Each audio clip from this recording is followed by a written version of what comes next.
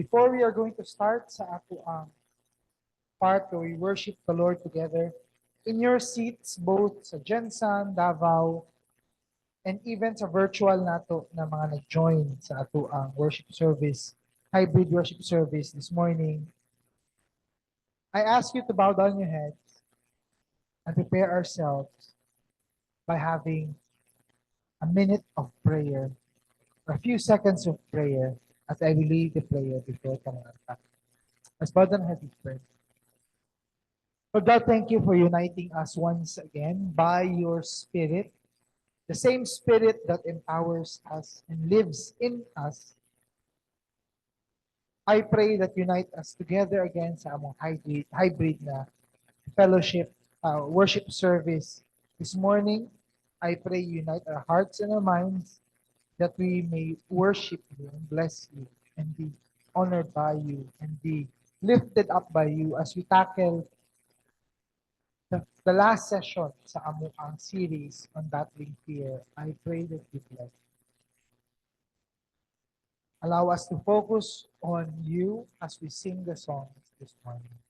In Jesus' name, amen. Okay, I'm requesting everyone sa atong Davao Fellowship, Jensen Fellowship, and those that are at homes, can you also open up your video cameras? Manindog tatanan. Let's sing, praise, worship, honor the Lord together. Together, let's declare who our God is. Our God is greater, stronger, and higher than any other. Amen. As water you turn to wine, open the eyes of the blind. There's no one like you. None like you. Into the darkness you shine.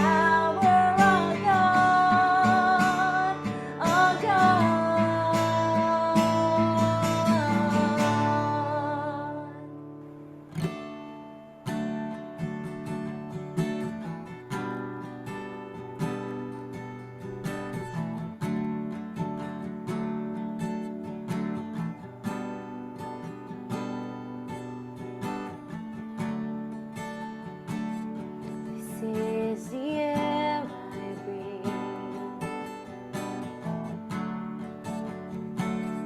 This is the air I breathe. Your holy presence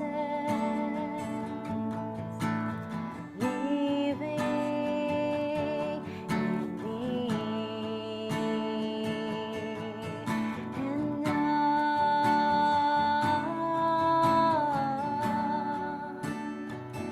I'm desperate for you.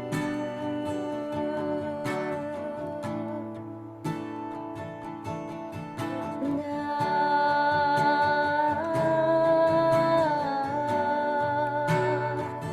I'm lost without you.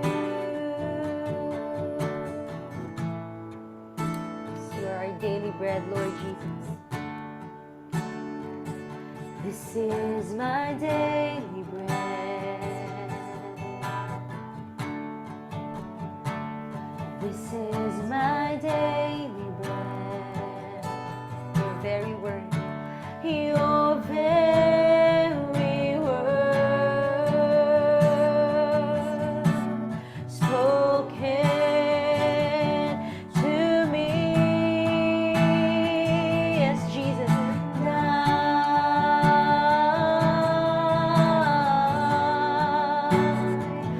I'm desperate for you.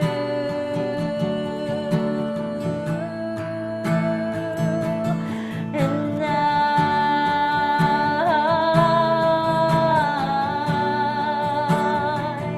I'm lost without you. And we are desperate, Lord. And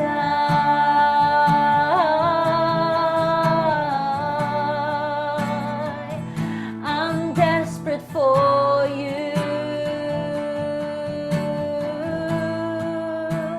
We're lost, Lord. And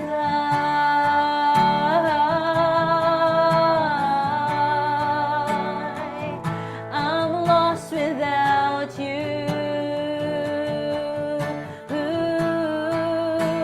And Lord, I want to yearn for you. I want to burn with passion over you and only you. And Lord, I want to yearn for you. I want to burn with passion over you and only you. Come on, let's sing. And Lord, I want to yearn for you. I want to burn with passion over you. Only you, Jesus, and only you. Come on, church. And Lord, I want to yearn for you. I want to burn with passion over you and only you. Lord, I want to yearn. Yes, Jesus, hear the cry of our hearts, Lord. We want to yearn, Lord. Burn us with passion over you, Jesus.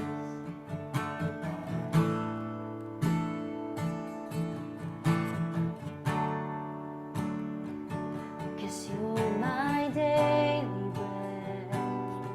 You are, Lord. You are my daily bread.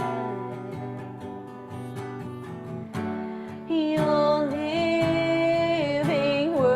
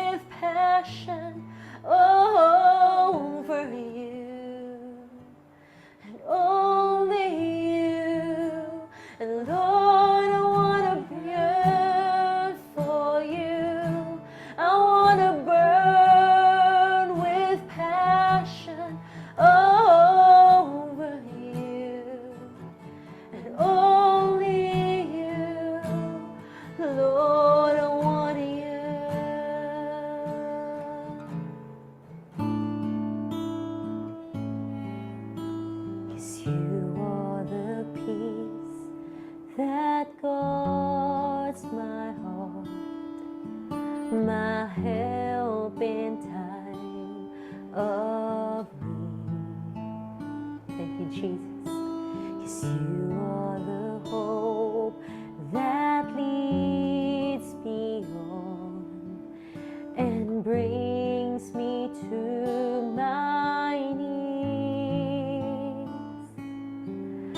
For there I find you waiting, and there I find release. Thank you, Lord. So with all of my heart, I'll worship, and to you I'll sing. For you alone deserve all glory. For you alone deserve all praise. Father, we worship and adore you. Father, we long to see your face. For you alone deserve all glory. For you alone deserve all praise. Father, we love you, and we worship you this day. Once again, church, let's sing. You are the peace, Lord Jesus.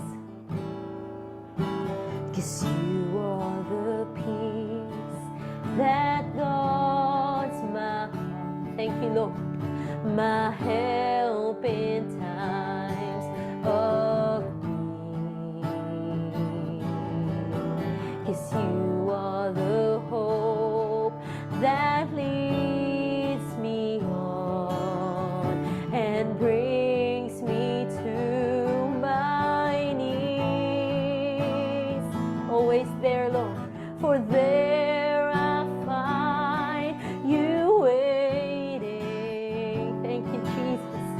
And there I find release. So with all of our hearts, Lord, so with all of my heart, I worship, and to you I'll sing. Come on. For you alone deserve all glory. For you alone deserve all praise. Father, we worship and adore you. Father, we long to seek your face. For you alone deserve all glory. For you alone deserve all praise. Father, we love you, and we worship you this day. Let's give him all the glory. 'Cause for you alone deserve all glory. For you alone deserve all praise. Father, we worship and adore you. Father, we long to seek your face. For you alone deserve all glory. For you alone deserve all praise. Father, we love you, and we worship you this day.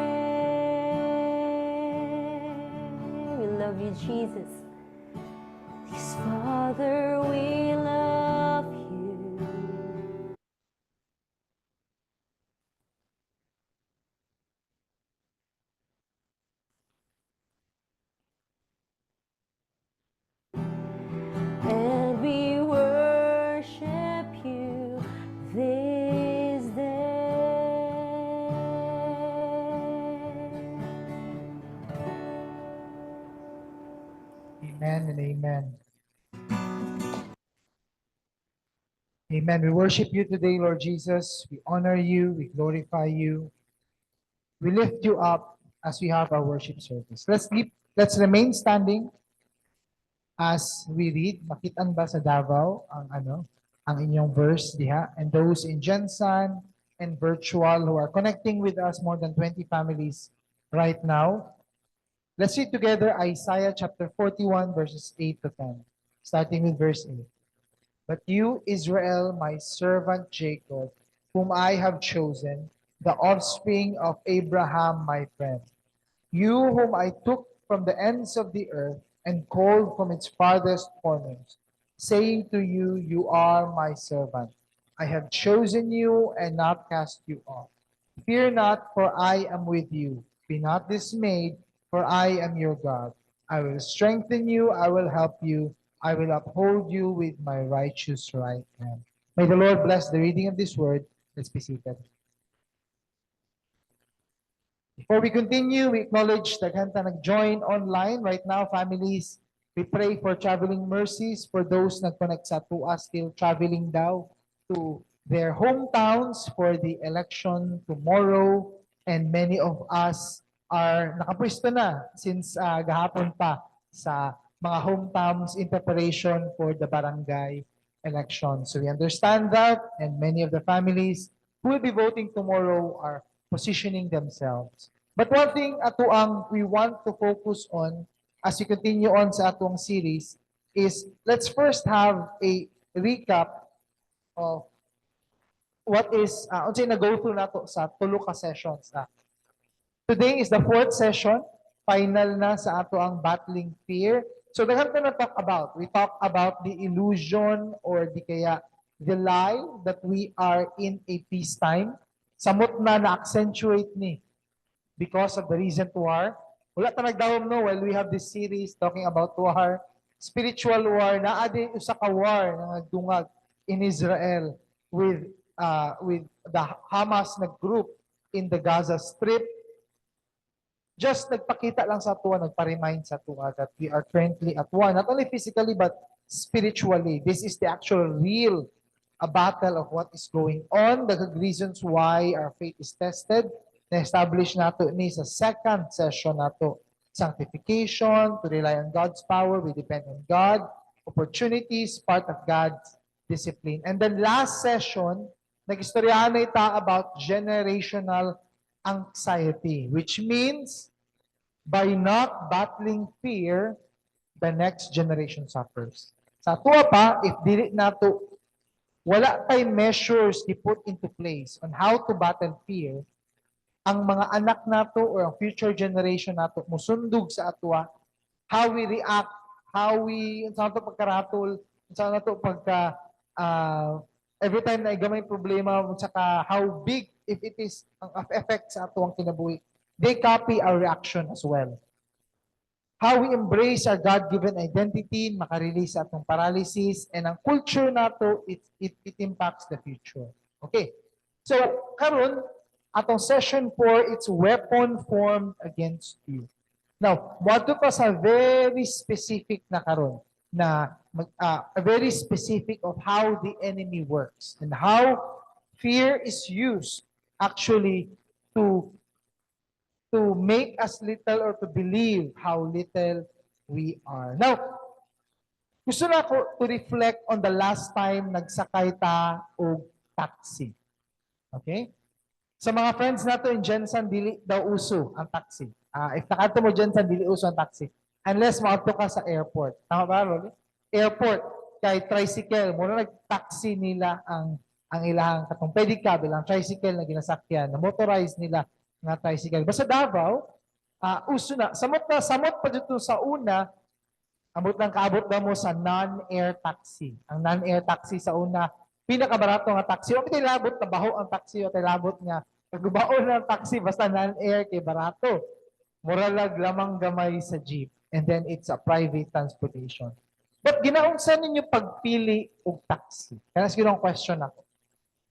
Sa jeep, di mo kapili kay mo ng rota. Unless pareha mo sa akwa sa una, mga high schoolers, ginapili na mo permit ng mga uso-uso itong dagko and speakers. because ganahan mi sa music pag uli sa commute. But ang taxi, dili ta mamili. We simply choose a taxi na gusto nato. Pero wala niabot sa atong mind, basin killer ni. Basin kidnapper ni. Basin naa ni masamang balak sa ato. Wala talaga na ana. Musulod na tas taxi, muingon lang taasa, and then we the full trust na moabot na sa itong destination.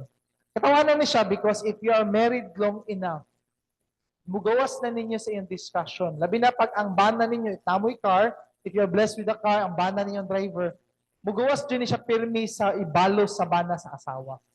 Nagsalig ba kas taxi driver, wag ay salig sa ako. Basta mag-away mag-asawa, isa po na sa mga mukamap na discussion. Meaning, every time mo drive ka, ang asawa, mahimo siyang limiter. Siya mo ingon nga, paspas na kayo. Paspas na kayo. And then, moingon ko, okay, salig sa ako. And then, maglalis ang mag-asawa, makarelate ana. Nya ang pirmi sa laki sa babae is, musalig mga sa taxi driver nga, hindi makamusalig sa ako. So, we sit in the car, in the taxi, some of us na atay app, kabaluta. Kay kabaluta sa destination.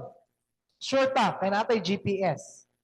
Kapitang parang sa makulbaan ta, pag magluko ang GPS, makabak-ambak yung destination, and you fully trust na moabot dyan mo dito. But even before sa GPS, nagasalig ka sa taxi, masipang mo yung taxi, sir, shortcut lang ta, kay traffic kayo. Musalig dyan po nga, musunod lang ka sa iyaha, regardless. Ambot kung praning kayo ka, wala man siguro ka nag-perform o eye check. Okay? Ang mga praning na mo sa taxi, nag-perform o eye check. Meaning, ang eye check, pasabot, tanawon ni mo, in the rear view mirror, kamusta iyahang mata. Because if ang driver ganin mo, gano'n na ganin ang mata, every time na i-traffic, istoryahan ni mo driver. Para di na katulog. Kaya katugo na kayo na. Because some of them, 24 hours ang ilang shift. Kaya renta nila 24 hours. So it may be at the last end na kasi katugo na kayo sila. But of course, dili kayo na nakapraning na mo check ka sa mga ligid. I-check ni mo ang ubos. Gabi, kada lang sa niya, munaog sa ka, muli isa ka kung okay ba ang taxi. Grabe na pag kayo kakapraning. Mura tong guard sa SM or sa mall ka na mo check gani sa ubos. I-check nila kung naabay bumba. Ikaw, samot na pajug ka. Of course, you do not check the face. Di ka mo tanaw kung kinsa ni siyang tawhanan ni murag. Saligan ba ni? Wala kasi ko na ilang tao nga pag-open sa taxi, pag tanaw nila, di masaligan ang driver sa ay kuya, sa next na lang ko na taxi, wala pa mo, sulod ka. Maski pang-alay ang dagway. Of course, if you've known, if you watch the movie, taxi driver movie ni siya, na siya some kind of psychological trouble or issue. I want to spoil the story for a movie for you, but di siya kaayo masaligan as the movie showed us. So, wala ka na-perform ani ang check. And yet, we have the capacity na pag musakay ka sa taxi, pagkatugon ka, mutulog ka. Without any regard, kung gabon ka, patulugon ka, o digya, saagon ka, kidnapon ka, wala. You simply ride and you simply trust.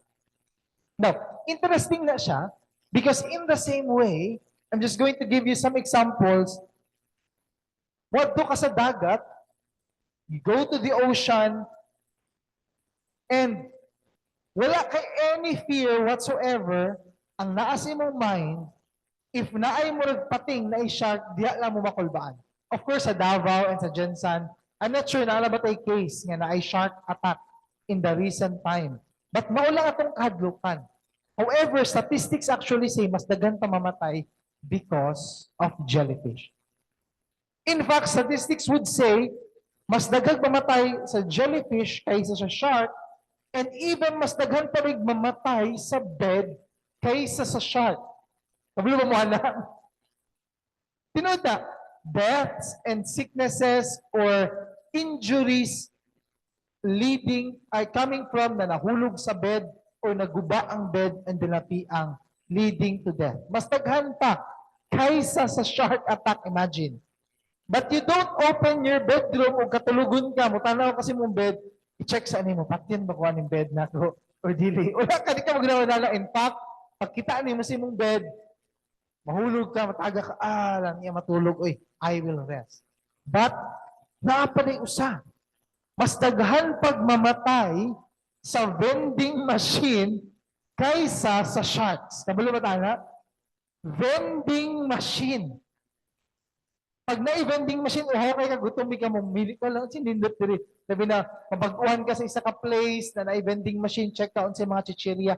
But more people die per year from vending machine kaysa sa shark.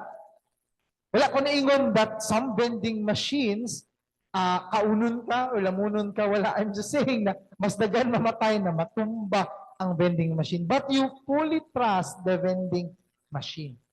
In fact, if it's so hot, you fully trust a coconut tree. But mas dagan pagmamatay from the coconuts that fall or causing from mahulog sa coconut kaysa sa shark attack. And yet, we see it, ang nasa tong mind, mag-chill, mag-relax. Sama na sa yaha. Nagkaroon pa siya corn and naka-shade siya on the coconut tree. Now, as we discuss about battling fear, these are important things. Because I know nagsugod tayo in the first session, we talk about di magkumpiyansa, we talk about do not underestimate fear and the enemy.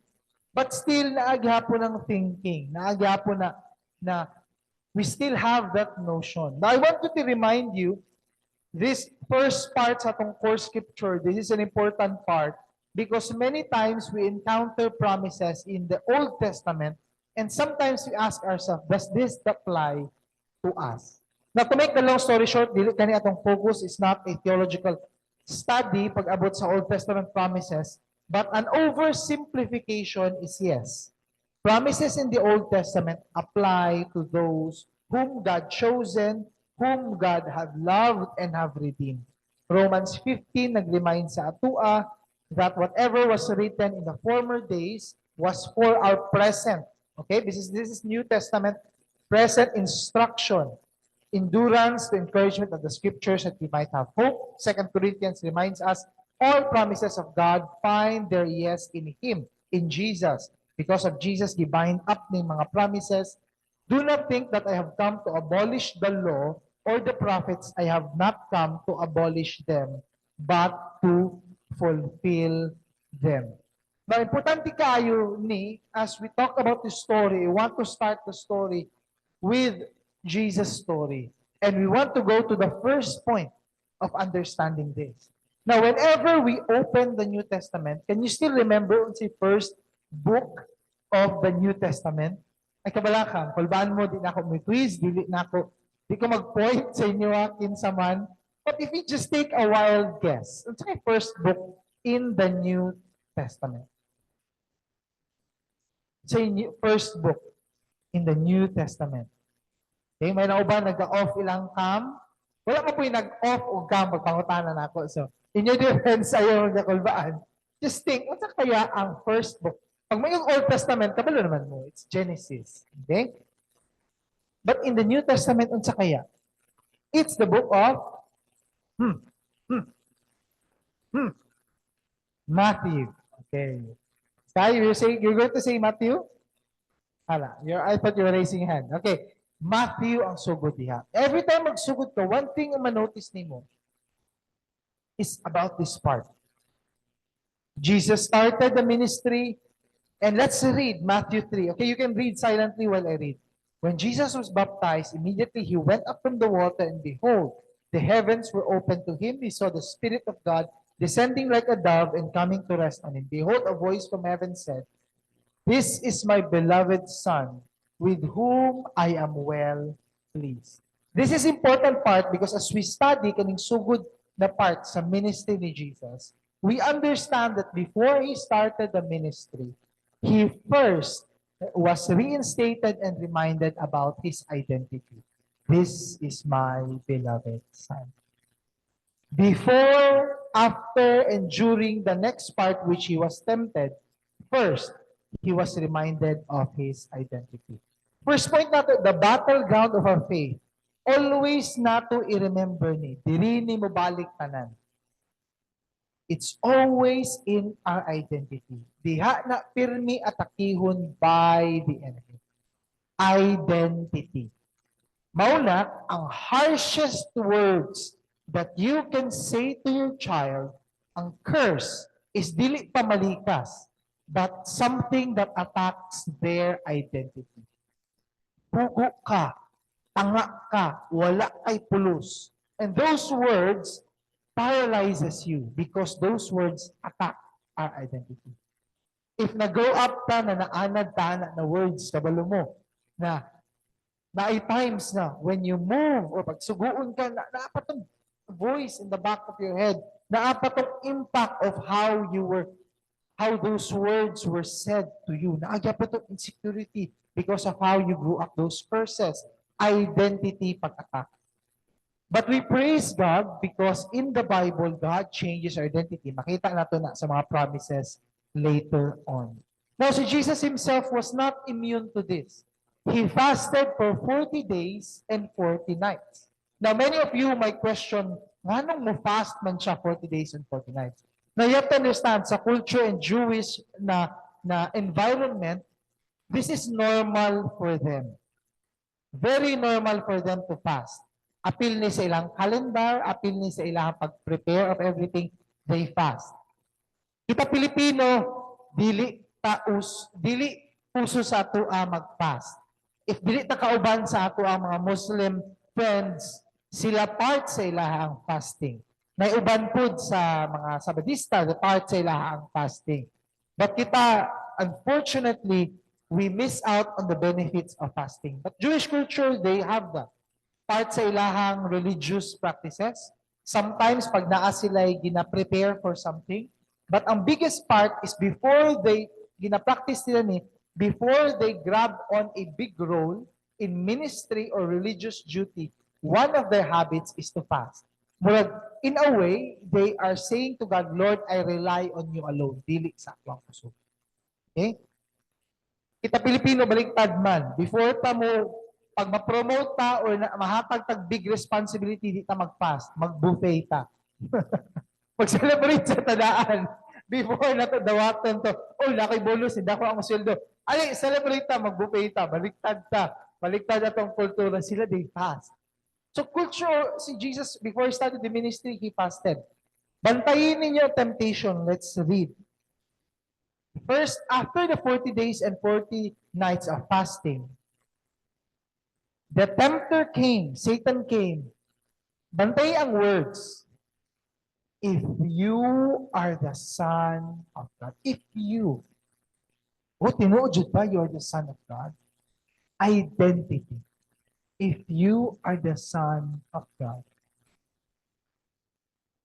Sa kadaghanan na kung nabasa na both Christians and non-Christians na nagareklamo sa Facebook, most of them are not aware when they complain, ang pinaka-sakit na pain na mag-result sa imuha mag-share online is almost always an attack against your identity. Kabantay ba mo na ay someone nang libak sa inyo ha, gitira inyong identity. Na itaong nag-share something bad sa inyo, you share to the social media because again, it's identity. Kani ang favorite weapon with the enemy. If you are the Son of God, no ba? If how jud ba ka? If inani jud ba ka? If maayo ba ka nga tao? It's always an attack against your identity and your reputation. Bantay niyo tubag ni Jesus. He replied with a verse. Now, second temptation, again, if you are the Son of God, there will be throw yourself down. Ano yung pinaka-interesting part of everything na gipakita in Matthew 4? Bantayin ninyo. Abantay mo anang na-quotation mark, He will command His angels concerning you. And that with your foot against a stone. That's Psalm 91. Satan tempted Jesus and used a scripture verse. Imagine, Satan used a scripture verse to tempt Jesus. Ang amazing thing, Ana, Satan knows verses. Pangutan na imong katapag. Kinsay mas hawd sa inyo sa verses ni Satan? What's the honest reply? Kamu diya sa Jensen, kamu diya, listening to us in the virtual homes. Pangutanan niyo si Daddy. Daddy, kasi mas hawad sa inyo sa verses ni Satan. This means we underestimate the enemy so much. Wala man nang gani taga-andam og bala. When the time comes, siya, ready. Spiritual forces, capability, temptress, pwede babae gamiton, pwede ato mga vices, pwede ang mga sikat. Naapay verses. Imagine verses. He will use verse. Inana siya kakaning, ka-bright. But Jesus knows, He says, gibalsa na po niya with another verse, you shall not put the Lord your God to the test. He knows, mo na karakter sa Ginoo, dili, Lord, kung tinuod jud na inani, pag mahulog ko, dili ko dakpon ka, dili inana. How you communicate with God. And lastly, dili na identity ang gitira ni Satan. All this I will give you. He put him in a high mountain and he says, all this I will give you. Na important na siya because when we search for the three ultimate questions, dili kanya atong focus karon, but eventually we will lead to this. If secure ni mong identity na anak kay belongingness with the family or with the church, ang third jud nimo na need is mission. Unsa among purpose diri sa kalibutan? Ang purpose ni Jesus why He came to the earth is this one. To die on the cross and bring back mankind, His chosen, to Himself by sacrificing Himself as the payment for our sins. Eventually, that will result in bringing back His people to Himself. So, ang gi-offer ni Satan diri, mission accomplished na ka. If buhaton nimo ni, humana ka. Simply, unsa rin gipangayo niya? Bow down, fall down, and worship me. Inaana ka desperate. Ang gusto na ko makita ninyo, it's actually Satan who is struggling for identity. Ambot lang kung naa na ba tay friends na ilahan niya. Pagsulod pa lang sa room, mag-joke dayon o kanang gusto dayon silang attention na sa ilaha. And every time na magkatawa o bang tao kay gusto nila, maibog sila if ang attention maadto sa ilahang. And every time na may tabo inana, they want attention to go back to themselves. Satan was like that. Ipakita niya to this statement. Ana siya, if you fall down and worship me, siya di ay nangitag validation sa iyahang identity. Fall down na and worship me. Okay na ko, ihatag ko ni tanan sa imuha. Siya di ay nagpakita sa iyahang desperation. All this I will give to you. Mahuman na ang mission nimo if you simply do this. We have to understand, kaning mga steps na naa diri, it's so important because mobalik ka. And even I want to give you this time to show this slide sa inyo continuously because ano atong framework of questioning. Magsugod silang fear with the attack on identity. And then if that fails, moadto na karon sa next step, which is ang fear mo attack na si mong belongingness. Mabitaw na, I have seen so many times people who come to church or mag-join in a fellowship and then eventually muhawa because na friction between one member and another. Nag-away sila. Or di kaya na sila nanlibak sila ha. Na ay time na feel nila they were rejected. Kaya na po gamiton sa enemy. But ang beautiful thing is the Bible always reminds us that as part of the fellowship, na-adjust times mahitabo na. But show your love in this, that you love one another. Ang pagpasaylo, ang pag-forgive, pag-accept with one another, that shows ang atuang belongingness. So topak, identity, belongingness, and then there's one part where sometimes we struggle with faith. What is my mission? Unsay purpose na ko diri sa kalibutan? Now, the stage and how fear attacks us. Some of us, again, identity, belonging, purpose is best answered by God's grace, love, and mission. It's so important that atong second point reminds us that fear is effective because it's a weapon shaped specially for you. It's shaped specially for you. Now, I'm not sure if it's biblical, but nauso ang concept of guardian angel and guardian devil. I'm not sure if we believe that na atay ano na concept, but many arts, many movies and series and shows before nagpakita nga murag nauso na siya na concept nga na kay guardian and guardian devil. So murag sa tuod daw because it's at the right, na daw diri nakalingkod guardian angel. So tanawa siyang right, na daw guardian angel daw diya. Lain mo nag-ana gipauso. And then sa left, dili ang left nimo katapad ha. Dili ana, may family mo nagkaling it just so happens naka-seat mo accordingly. Ang buta na sa right, mo jud na siyang angel sa pamilya. Pagtanaw niyo sa left, demonyo jud na siya. Dili ana.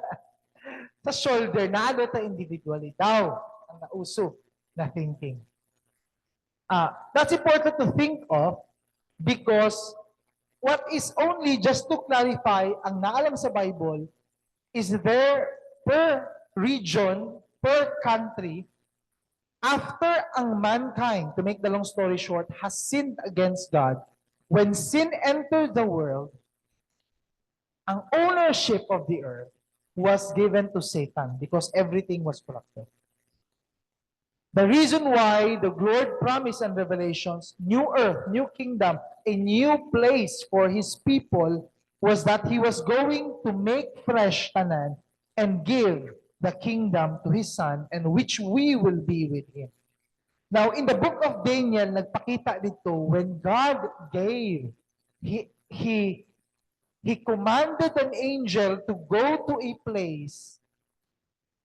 There, nag-atang, per country, nag-try ug stop sa message mo abot kay Daniel. What the Bible reminds us that in the earth, spiritual forces actually live in certain places assigned by Satan. Meaning, in the book of Daniel, nag-mention dito, the Prince of Persia. Now, like itong palabas na Prince of Persia, pasabot dito, there was a devil who was assigned sa Persia, and ang Persia naka-divide ang ilang ownership. Ako tag-iya diri sa Persia, na ako'y mga tao sa ubos, na ay mga people nga naa diri, naka-subdivide. Now, that's important to know because in our theological study in the future, sa demonology, that's a copying of the system of God. Which means, ang Ginoo na siya mga archangel, na siya mga certain hierarchy and positions, gisundog ni copy-paste ni Satan, and then mo itong gi-implement niya on earth. That's why it's true and dangerous kanang mga ginabuhat nato sometimes na mag-spirit of the glass, kanang mga, sabi na karon it's coming November 1 and 2, when we play with kanang mutanaw daw ka sa mirror and then magsulti kag Bloody Mary. Try naman na, kanang adog naman na before. Kanang magsulti daw ka 5 times and then ni-off nimo, and then pag-on nimo, kay mugawas daw na Mary, na nagdugo-dugo na, mugawas sa salamin, na yung mga inaana. And sometimes, mag-ghost hunting, kanang mga inana, mga pakadlok-adlok. That's important because when you underestimate the spiritual forces and people actually are spiritually attacked ug mapossessed by demon because they chase after. Because for them, that's a way of worship. When we continually try to put fear in our hearts, you are inviting them in your heart instead of the promises of God. So just as a side note, para inana, it's true. Pakutana si Sir Sam and many of those people who are in the tribal ministries, naghan naka-experience anak. Because magkatay sila og manok and animals worship para mag-call on sila sa mga spirits to possess them before they go to war, those actually attach to them.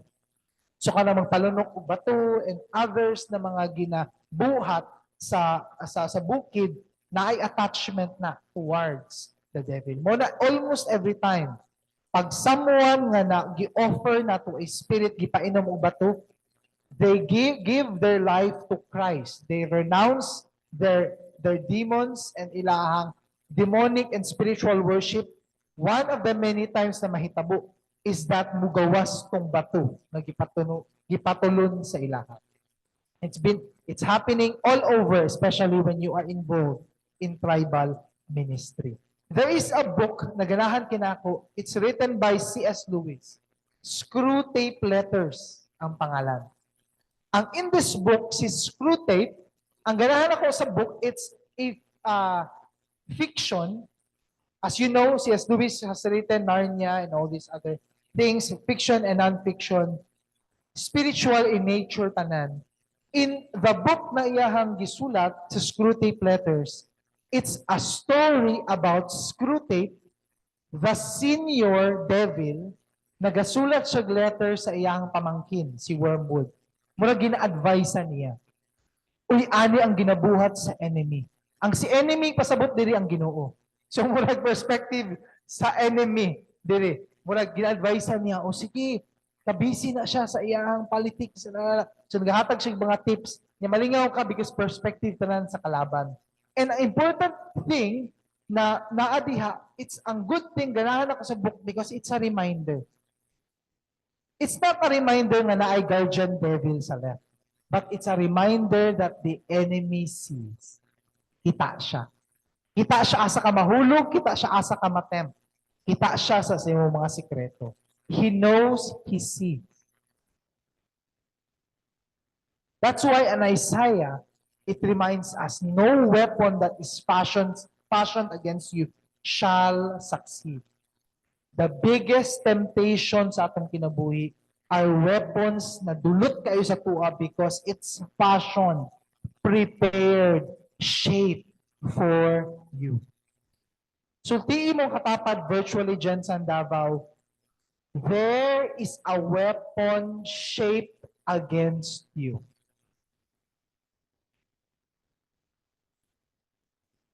Naay ginapandam nga weapon. Sometimes madunggaban ta. Uban sin naka-experience na nadunggaban, dili physically ha. But nadunggaban na mo atong weapon, nidulot jud kay siya. Muna panagsa mo yun kag ang pinakalisod na part about loving someone is ginahatag po daw nimo ang key sa iyaha how to hurt you. If you have been in a marriage long enough, naadyo'y panagsa makatanaw kasi mong asawa, giposes man siguro ning bayhanan ni. O pag lalaki, giposes man siguro ning tawhanan ni. Because sa tanan words iyang gipili niya itong pinaka-hurting. Katong murag, dunggab, di ba? Kung job ay kung gisumpag tanang, sa kuto-kuto, jud giigo sa imuha ba, murag, dulot jud kaayo sa imuha. For those of you na naani relationship, kasabot mo ani. They know asang sakit kaayo katong words, ingon na murag, sakita to eh. Ouch! Na lang yung maingon, ouch! And buo mong dili. Sometimes if we cannot control ourselves, we give in and we become the weapon that is formed against our spouse. Ikaw mismo ang gigamit para pangdunggab sa iyong asawa. Or it may be imong parent ang gisultig, ouch! Kay imong mama, imong papa, o imong anak, that is the weapon na giandam ni Satan to form against you. Ang beautiful thing, Ani, is in all the stories that we see in the Bible, God has this redeeming plan na kung naapay uno game, na ay reverse card. Meaning, kung katog yung weapon giandam sa enemy, katog the same blessing na gi-prepare sa Ginoo. It will backfire on them. That's why no weapon shall succeed, and you shall refute every tongue that rises. This only happens if you grab your identity. Basahon na to, 2 Corinthians 5. If anyone is in Christ, he is a new creation. Inay mo katapad, you are a new creation. Not because katong uban nag-heartbroken na yung babae style, di ba? Pag bago lang ganun ibulag, magpagupit og buhok. Dili because nyo imong hairstyle or nyo imong fashion or namayat ka na naba ka. Dili. You are spiritually new in Christ. Ephesians 2 verse 10, We are His workmanship, meaning ginatrabaho ta sa Ginoo. We are a sculpture being molded by God. So, di mo katapat, you are God's workmanship. In another translation, masterpiece, meaning na ay ending na sculpture karon gina-form pa ka, ginabuo pa ka. You are His workmanship. So every time itiraw ng mga identity, so itong first, remind yourself, 2 Corinthians 5:17, I am a new creation in God. If the enemy tries to attack you in the past, tanawa ko, palpak na pagkapareha sa una. Palpak juga. Kung tanawa na ko, abini mo, trust na sila sa mo, nag-support na sa tanaw, ibiyaan ka. Walay mong dugay ni mo. I am a new creation in Christ. Tanawa mo, palpak na pwede mong gibuhat. Kamali-mali na po ka. So may pulos niyo, mas may ay na lang pag seryoso sa mong walk in faith. Dili, I am God's creation, a workmanship, a masterpiece in progress. Hindi mo katapat, you are a masterpiece in progress.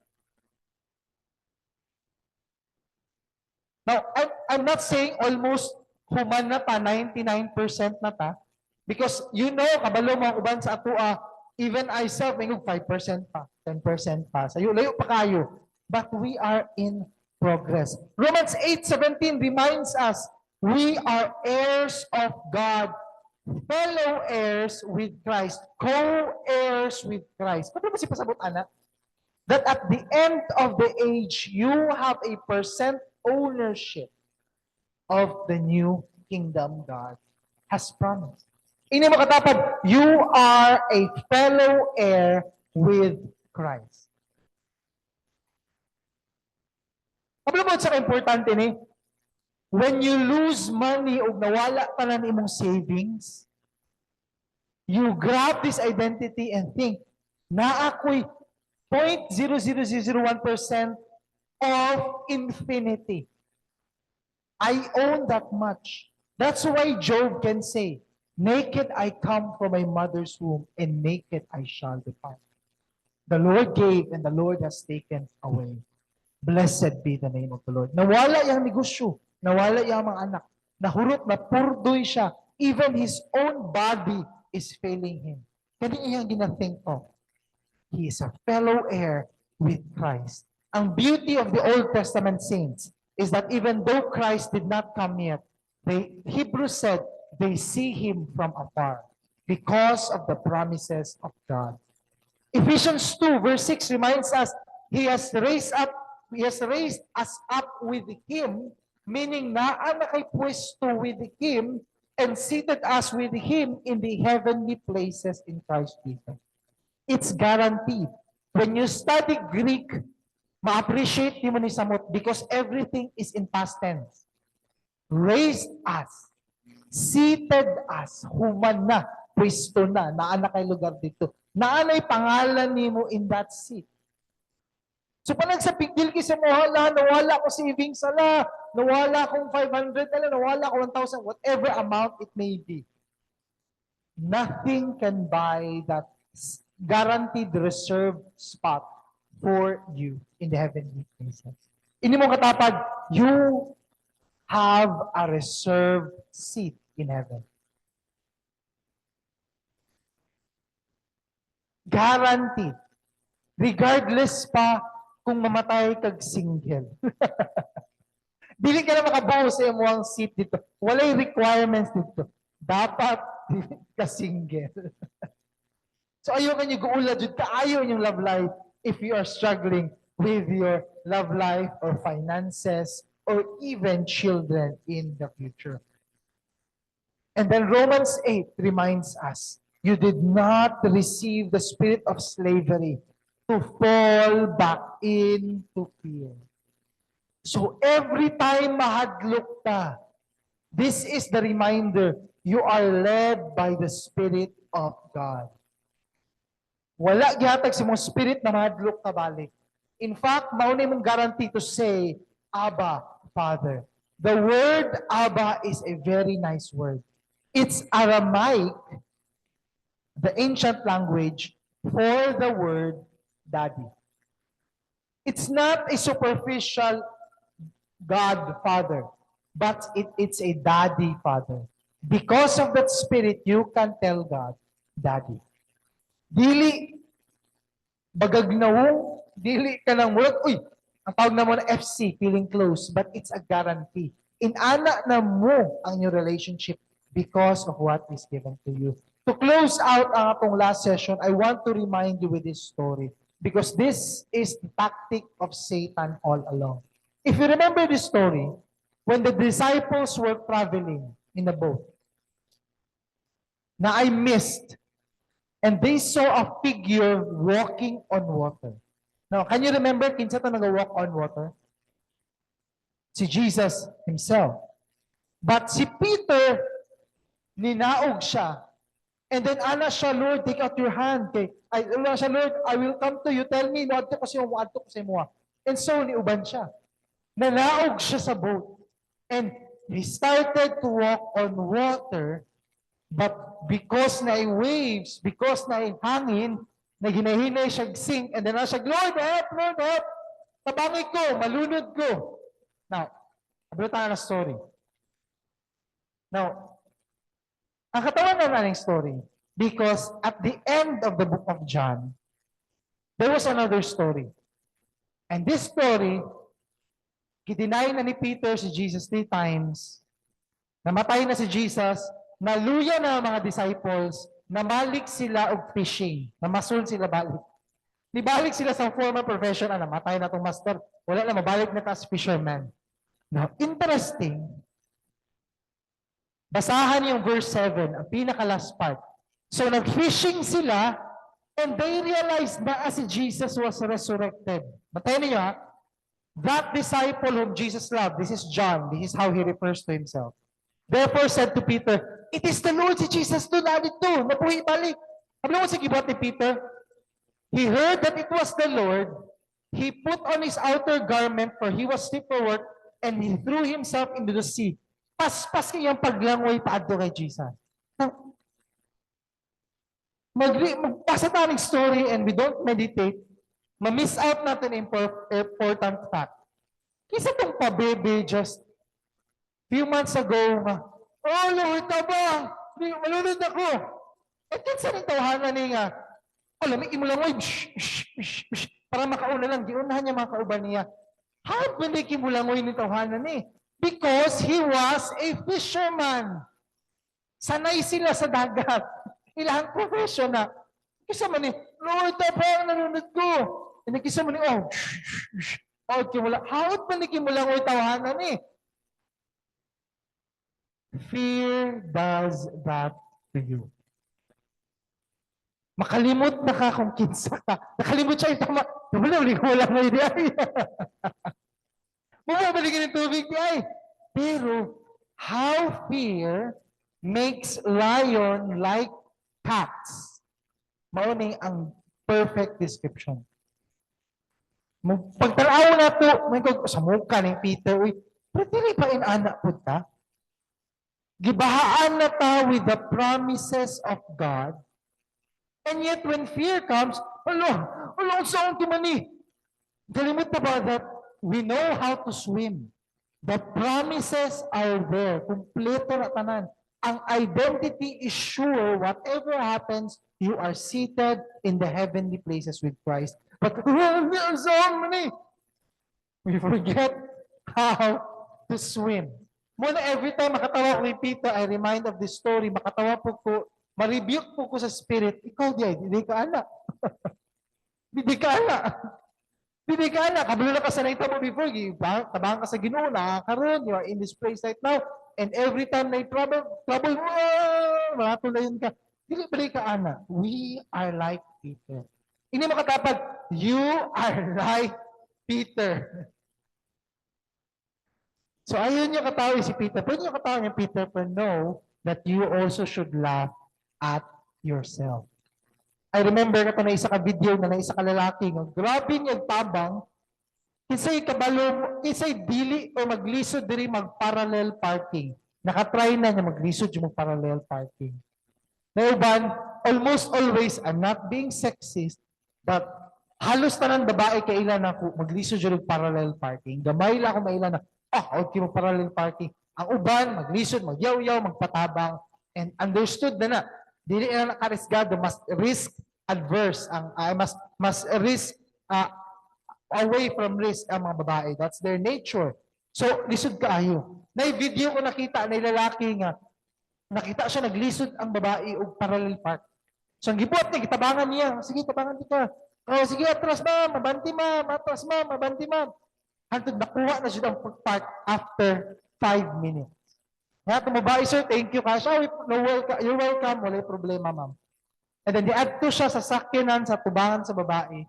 Sakay siya, and nagilargan niya sa sakyanan. Siya dito mag-park sa tubangan niya. So, kung nihawa lang unta siya, dali na lang kay unta mag-park. So, in the same way na remember na ko when it comes to Peter. Ang greatest mabili nato diri as we close out the series, Isaiah 41. You are my servant. Let's read together. I have chosen you and not cast you off. Fear not, for I am with you. Be not dismayed, for I am your God. I will strengthen you. I will help you. I will uphold you with my righteous right hand. Kanindot ana, this is our ultimate assurance. God is above us, chosen us. He is beside us, katong I am with you, and God is beneath us, meaning naga-support sa atua with His right hand. Mao na ginaingon diri, chosen you, I am with you, beside you, I will strengthen you and help you, uphold you with my righteous right hand. That's our identity. That's the God we serve. In summary, fear begins with an attack sa atong identity. Fear is effective because it's strategic and well-informed. So we make the choice to embrace God's superior promise. Let's bow down our heads, let's pray. Lord God, thank you for the warning. Thank you for the blessing. And thank you for assuring us once again who we are, kinsa mi, in our standing and in our identity in you. Mga may pasaylo, Lord, because many times makalimot, ug nagpalimot-limot, nga kabalumi mo langoy. We know how to swim because you have given us the Spirit that gives us the ability to swim. Dili to fear, but piliun na mo gihapon to fear. Fear, sorry. May magpasaylo, Lord. Many times na mo ginabuhat ni. We forget your promises and we forget your identity. We give you glory in Jesus' name. Amen and amen. As we close out ang atong service and atong series this morning, I invite you to sing this song with me. For those in the centers, kindly stand up, manindog ta, and let's sing this song together. You are here, moving in our midst. I worship you. I worship you. You are here, working in this place. I worship you. I worship you. You are here, moving in our midst. Thank you, Jesus. I worship you. I worship you. You are here, moving in this place. I worship you. I worship you. You are waymaker, miracle worker, promise keeper, light in the darkness. My God, that is who you are. You are waymaker, miracle worker, promise keeper, light in the darkness. My God, that is who you are. You are here, touching every heart. I worship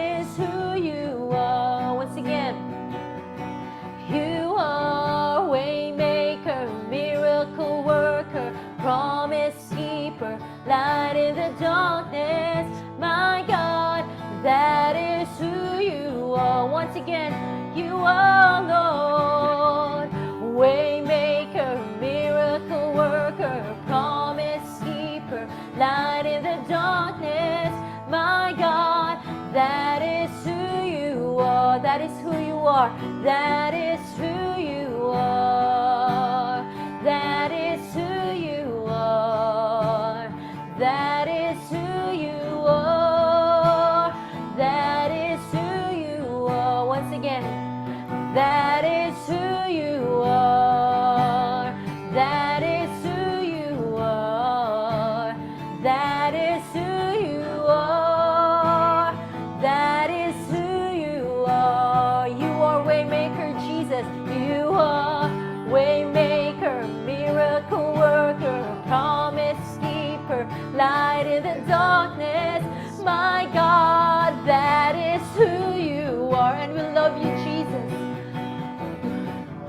Waymaker, miracle worker, promise keeper, light in the darkness.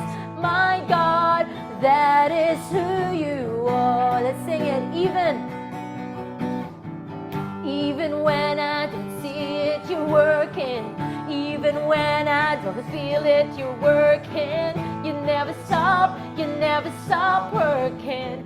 You never stop working. Even when I don't see it, you're working. Even when I don't feel it, you're working. You never stop working. You never stop.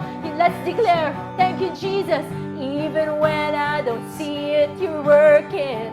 Even when I don't feel it, you're working. You never stop working.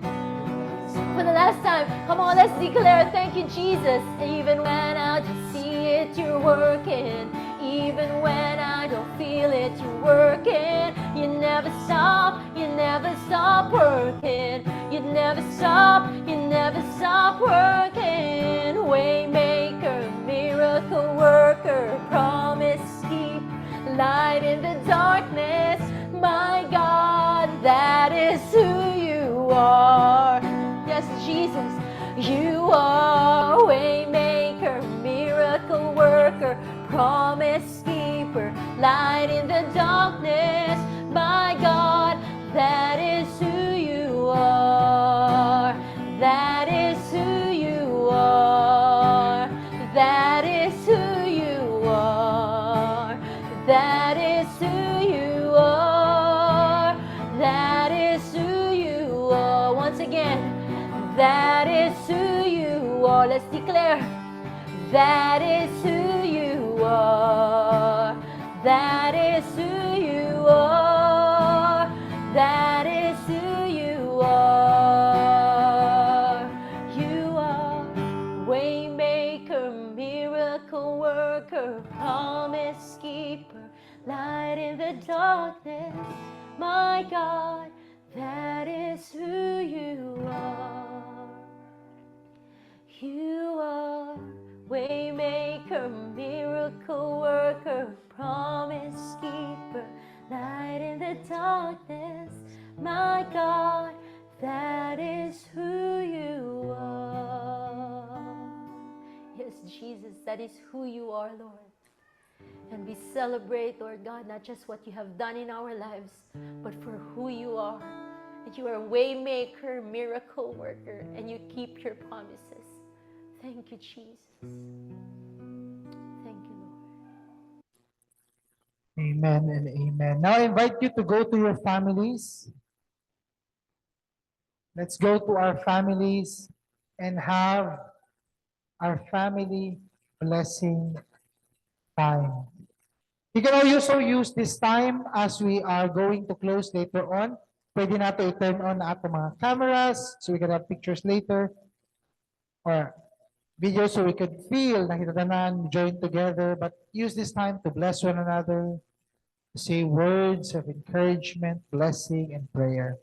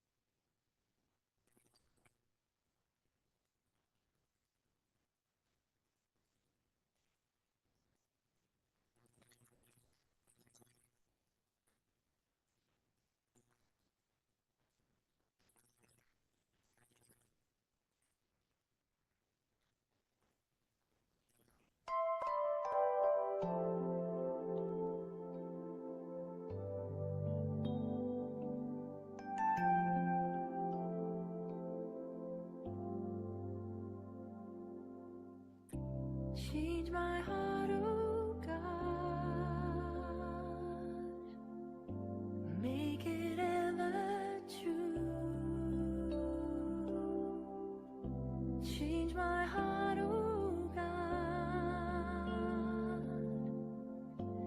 May I be like you.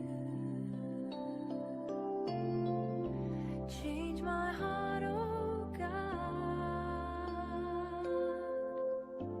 Make it ever true. Change my heart, oh God. May I be like you. You are the potter. Okay, most of us are done. So, ang yun ako to turn on your cameras before ta mag-close in benediction and in blessing, brotherly blessing. Ang yun ako ang tanan to turn on your cameras para mapicturean ni Elijah. Ito sa na picture? Sige. So, for those na naa sa Davao and Jensen Center, magpa-atubang ta sa camera o mapakita ta sa camera. Those who are online, kindly turn on your cameras as well para makita. Asa man Sige. Make a smile. 1 minute smile.